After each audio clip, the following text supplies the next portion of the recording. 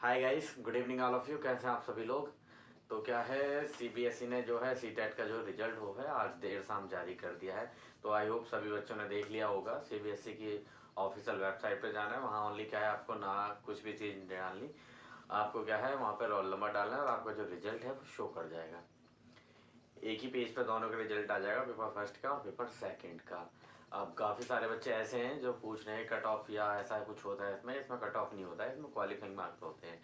तो अगर आप कैटेगरी से बिलोंग करते हैं तो आपको 82 नंबर चाहिए। 82 नंबर पे आपका क्या है क्वालिफाई हो जाएगा, कह सकते हैं 55%। अगर आप जनरल कैटेगरी से हैं तो जनरल कैटेगरी के लिए आपको नंबर लेके आने पड़ेंगे 90 मार्क्स। और परसेंटेज की बात करें तो 60% चाहिए। तो ये लिखा हुआ है आपका, ये आपकी जो पीडीएफ आएगी, जो आपका रिजल्ट खुल के आएगा उस पर भी लिखा हुआ है, और जो सीबीएसई की ऑफिशियल वेबसाइट है सीटेट वाली उस पर भी लिखा हुआ है कि अगर आप कैटेगरी से बिलोंग करते हैं तो 55% नंबर चाहिए, और आप किसी जनरल से हैं तो आपको क्या है नंबर 90 नंबर चाहिए। तो सीटेट की जो आपकी जो आता है पेज आता है, जो रिजल्ट आता है, उस पर कहीं नहीं लिखा होता है कि आप क्वालिफाई हैं या क्वालिफाई नहीं है।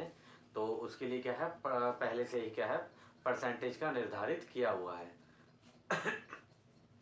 तो अब बात करता हूँ कि ये रिजल्ट इसलिए भी जारी किया गया है क्योंकि जो बिहार में शिक्षक भर्ती चल रही है, बिहार में शिक्षक भर्ती, तो उससे पहले क्या है रिजल्ट आ गया है। क्योंकि जो बिहार का बीपीएससी के जो फॉर्म फिल भरे जा रहे हैं उसकी 20-22 के आसपास लास्ट डेट है, और उससे पहले क्या है रिजल्ट जारी कर दिया है। जिन छात्रों का 90 नंबर से नहीं है तो उनके अगर 90 मार्क्स आ गए हैं तो वो दूसरे स्टेट के लिए क्या है एलिजिबल है। अब कैटेगरी के केस में क्या होता है, पॉइंट क्लियर करूंगा। जैसे कि अगर आप यूपी के रहने वाले, तो कोई यूपी के रहने वाले हैं आपके पास, आप कैटेगरी से हैं, एससी कैटेगरी से हैं, तो आपके अगर 82 नंबर आ जाते हैं तो आपका यूपी में वैलिड होगा। लेकिन आप अदर दूसरे स्टेट में जाते हैं, बिहार झारखंड या कहीं भी जाते हैं, तो उसके लिए आपको जनरल में काउंट किया जाएगा वहाँ पे। तो जनरल के लिए आपको क्या है 90 नंबर चाहिए होंगे, मेल और फीमेल दोनों के लिए। जैसे कि बात करें बिहार में, तो काफ़ी सारे बच्चे ऐसे हैं यूपी से हैं। तो अगर यूपी वाले बच्चों को बिहार में जाके अप्लाई करना है फॉर्म को, तो उसमें क्या है आपके 90 नंबर चाहिए, मेल हो चाहे फीमेल हो, क्योंकि वहाँ जाके आप क्या है जनरल में काउंट होंगे।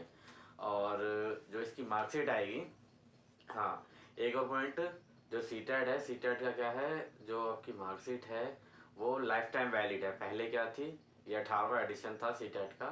तो पहले क्या थी, उसमें क्या है 7 साल के लिए वैलिड किया गया था।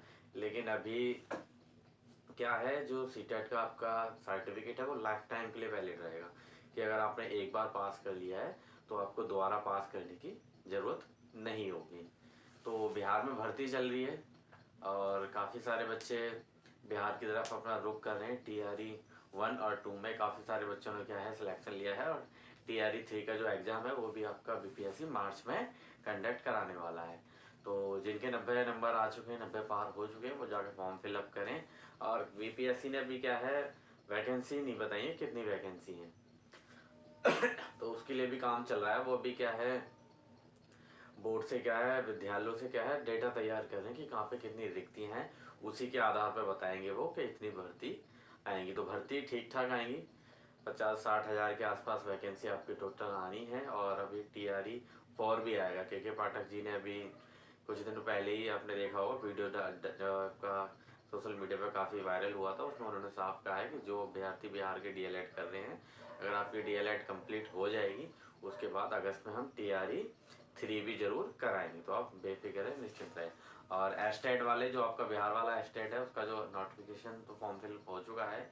तो आई होप कि वो भी एग्जाम क्या है मार्च में कराया जाए। उन अभ्यर्थियों को मौका मिलेगा आपका अगस्त वाली वैकेंसी में। और डिजी लॉकर से आपकी क्या है मार्कशीट मिलेगी। तो पहले क्या है 2015 से पहले क्या है, जो 2015 से पहले वो आपका जो सीबीएसई था वो घर पे भेजता था। जो सर्टिफिकेट है सीटेट का मार्कशीट वो घर पे आती थी। लेकिन अब क्या है सारा डिजिटल हो चुका है। तो डिजिटलाइजेशन, तो आपका क्या है जो सीटेट की जो मार्कशीट है वो आपको कहाँ से मिलेगी, वो मिलेगी आपको डिजी लॉकर ऐप के अंदर जाके आपको लॉगिन करना पड़ेगा। 1 से 2 महीने का टाइम लगता है। वहाँ जाके आप अपना आधार कार्ड नंबर लिंक से लॉगिन करेंगे। वहाँ आप अपनी क्या है 10वीं 12वीं की डीएल वगैरह सारी चीज़ें वहाँ पे होती हैं पहले से ही, जितने भी गॉप्ट आईडी हैं। तो वहीं पे आपको क्या है सीबीएसई का सीटेट की मार्कशीट आप वहाँ से डाउनलोड करें, उसका प्रिंट निकालें और अपना उसके लिए कहीं भी वो हर जगह उसमें वैलिड है, डिजिटल उसमें सिग्नेचर होते हैं, तो वो वैलिड है आपका। तो अब घर पे नहीं आएगी, और मार्कशीट को लेकर डिजी लॉकर से आप लोग डाउनलोड करेंगे। एक बार आपने पास कर लिया है तो बेफिक्र होके दूसरी भर्ती में लग जाएं। यूपी में बात करें, यूपी में भी छात्र और शिक्षक अनुपात बराबर बताया गया था। बराबर इसलिए बताया गया था क्योंकि उन्होंने इंक्लूड किया किन्हें, शिक्षा मित्रों को। शिक्षा मित्रों को इंक्लूड किया उन्होंने, तब जाके अनुपात बढ़ाया। लेकिन किसी किसी स्कूल में ऐसी भी स्थिति है जहाँ पे काफ़ी सारे बच्चे हैं लेकिन शिक्षकों की कमी है, और काफ़ी सारे ऐसे भी हैं कि 50 बच्चों पे 4 टीचर हैं। ठीक है, तो और बात करेंगे हम लोग मार्च में जो होगा उसके लिए अपना क्या है, बीपीएससी का सिलेबस पूरा कंप्लीट करें, मॉक टेस्ट लगाएं और अपनी तैयारी करें, और पेपर देने जरूर जाएं। ठीक है, कुछ सारे बच्चे ऐसे हैं कि पेपर नहीं देने जा रहे हैं। अटैम्प्ट भी बढ़ा दिए हैं, अब तो पहले 3 अटैम्प्ट का मौका दिया गया था, लेकिन अब 5-6 के आसपास अटैम्प्ट आके आपके जो है करा दीजिए। बात करें डीएसएसबी की, तो डीएसएसबी में प्राइमरी की वैकेंसी अभी आने वाली, टीजीटी पीजीटी चल रही है, लेकिन प्राइमरी भी कुछ ही दिनों में आपको क्या है देखने को मिल सकती है। क्या है आपकी प्राइमरी की वैकेंसी की बात करें